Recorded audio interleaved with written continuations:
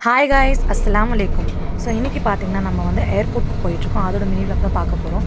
So என்னோட ஹபி பார்த்தீங்கன்னா after 1 year வந்து வெக்கேஷனுக்காக வந்திருக்காங்க. ஸோ அதனால் வந்து பெங்களூர் ஏர்போர்ட்டுக்கு அவங்களோட அரைவலுக்காக தான் நானும் என்ன போயிட்டுருக்கோம். ஸோ மார்னிங்கே ஏச்சு வீட்டு வேலை எல்லாமே முடிச்சுட்டு எல்லாமே சமைச்சு வச்சுட்டு ஸோ இனாய பாப்பா ரெடி பண்ணிவிட்டு அப்படியே நான் கிளம்பியாச்சு. இந்த டைம் பார்த்தீங்கன்னா நாங்கள் ஃபர்ஸ்ட் டைம் வந்து நாங்கள் பஸ்ஸில் வந்து ட்ராவல் பண்ணோம். ஊட்டிக்கு ஃபர்ஸ்ட் டைம் எங்களுக்கு பஸ் இருக்குது.